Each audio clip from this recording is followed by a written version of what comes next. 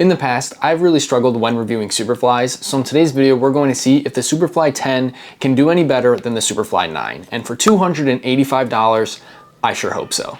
We're gonna get right into this video and start with the upper. The new knit upper is called Atomknit. It is a new technology from Nike. In the past, their Flyknit had 5 layers, Atomknit has 3. With this new wave of Mercs, Nike is pushing for them to be their lightest boots ever, and so far they are. The Atomknit here is a big part of that, and really when you pull on this upper, you can really tell it's a lot thinner just by the amount of holes that's in it, but otherwise on feet, it really didn't make a difference to me. It felt pretty much just like the normal Flyknit, so the Superfly 9 or Vapor 15 knit uppers felt exactly like the Superfly 10 or the Vapor 16 upper. It's really not much of a difference, but I guess if it cuts down on weight a little bit, then Nike's going to do it. Another feature added to the new Mercs has been Gripknit, which now makes 4 out of the 5 silos from Nike have a Gripknit upper, so the Tiempo is the only one left. At first I was skeptical about how well the Gripknit would actually do, but I do have to say I enjoy it. Now, does it really improve your shot, your touch, your passing, anything like that? Not a whole lot, but sometimes it does feel like you get a little bit more grip on a ball whenever you're taking a shot or doing anything like that. So it also runs down the entire upper here. There's a line that splits it, and the Gripknit really just resides in any places where there's a lot of contact with the ball. So mostly on the top of your foot here, right around the laces up into the knit upper here, and that's about it. So the entire boot is not coated in Gripknit like we see with the Phantom GX and the Phantom Luna, but it is a new addition. I'm sure we'll see the next gen of Superflys and Vapors have a complete Gripknit upper. Now, the one downside to this upper is the bunching that happens whenever you take a step, and it's not noticeable when you play necessarily, but when you look down on your feet, you can definitely tell when you're running that, hey, this upper is bunching. Now, if you really break these boots in, will that go away? I'm most likely sure it will, but you might also have to go down half a size just so it completely wraps around your foot. Now, I don't really recommend that, and at the end of the day, the bunching is not a big deal, but it has been an issue with a few pairs of boots lately across several brands, so hopefully they'll get rid of that. Now, as for the Soleplate, it's Nike's new Wave something Soleplate. They don't really specify what exactly it's called. This one is the AG Soleplate. I decided that I already tested out the FG with the Vapor, so I'm going to get AG with the Superfly. I like this AG Soleplate a lot. It reminds me a lot of the Superfly 5 AG Soleplate, which is my favorite Soleplate of all time. And it did its job. It's an AG Soleplate. Now, did these these wavy textured studs in the middle of the air zoom unit do anything? No, I really don't think they did. Nike claims that the center one is as long as the regular studs, but I'm 99.9% sure that it's not. It just doesn't look like it. Now, it does make a little bit of contact with the ground, which means it is doing something, but you don't really need it on there. Now, the turf I tested these boots on was crap. It was very thin, and to the point where you could feel some of the paneling underneath the turf where they would access like electrical stuff for the big lights on the big stadium that I trained on. And then I also trained in a 6-a-side pitch. I did a lot of pickup there, and it's outdoors, so it's not really taken care of very well. It's a public park that was funded by the city a long time ago, and it just hasn't gotten a lot of love. So 2 crap turf pitches. I really don't feel like I got a good feel of this AG Soleplate, but based on how it looks in the AG plates I've worn in the past, I'm pretty sure that you won't have an issue with this on a normal turf pitch that's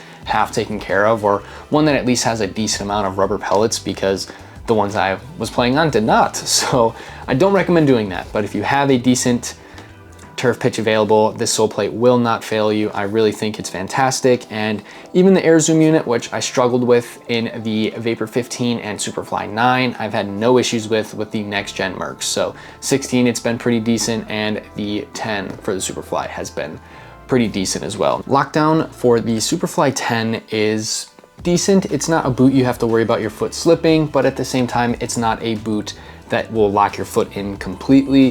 For some reason, I was just really wearing these super tight and didn't really have an issue unless I wasn't wearing true socks. Just the Nike grip socks, they look cool when you're doing reviews and B-roll footage, but they just don't really provide any grip in my opinion. So that didn't really go over well, and the pitches I was playing on were pretty crap. So it was really hard for me to get any footage of really making hard cuts at the camera or anything like that. So unfortunately, Surface kind of permitted me from actually testing out the lockdown, but from what I can tell just playing in them normally, it's pretty decent. I didn't really have any foot slippage when wearing them. As for size and fit, I went with my normal 9 US, which is the same size I went with the Vapor 16, and there is a little bit of extra room in the toe, but nothing that really makes a difference. And width-wise, these definitely feel a little bit more narrow. Boot Wizard, another YouTube reviewer who's pretty cool, he actually looked at a bunch of pairs he had, and the original colorway, so the Bowerman or Blueprints, the one I did the original review on, is wider than all the other colorways, and that goes for Superflys too. So if you look at the photos that he sent over to me, thank you a lot, you can tell that, hey, the toe box is more narrow and also the heel is more narrow. So I definitely could feel the toe box and overall width a bit more in this Superfly 10 than I did on the Vapor 16. And I don't really know why this is. I don't know if it's just because they switched factories after making the Blueprints. I don't know if it's whatever, you know, I couldn't answer it. So it is interesting that this is a problem, and hopefully Nike will get some sort of consistency down, because there was also sizing issues with the Vapor 15s as well. Comfort-wise, I did enjoy wearing these for the most part. I did have a little bit of kind of hot spots or pain on the outside of the boot here. Well, I guess on both sides of the boot for my wide feet. And this really happened the second session I wore them. So the first session I wore them at a pickup field. Second session I wore them at that turf field that all this B-roll footage is on. So I don't know why it popped up the second session, but I didn't have that issues later on. So it was only that second time I wore them that it really became an issue. And after that, the width kind of went away. It felt like they stretched out a bit and broke in a bit more, so I didn't really have to deal with that. And also the air zoom unit, I couldn't really feel it that much, so that's not really a bad thing, but I don't know if they want you to necessarily feel the air zoom unit. But it didn't really cause any issues like the Superfly 9 did for me. And I actually been enjoying the air zoom unit on the Vapor 16 and Superfly 10 over their predecessors. What is nice as well is it seems the heel is now more malleable. I did not get any blisters, and basically what I mean by that is you can tell I can really just push it all the way in.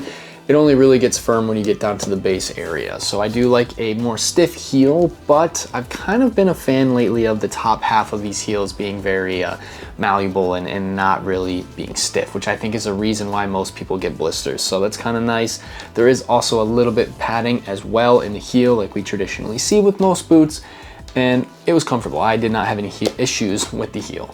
I did, however, have a slight issue with this little tab, and you can see it's shining in the light there. It has a little Nike swoosh. Most of the new Nike sock boots have this.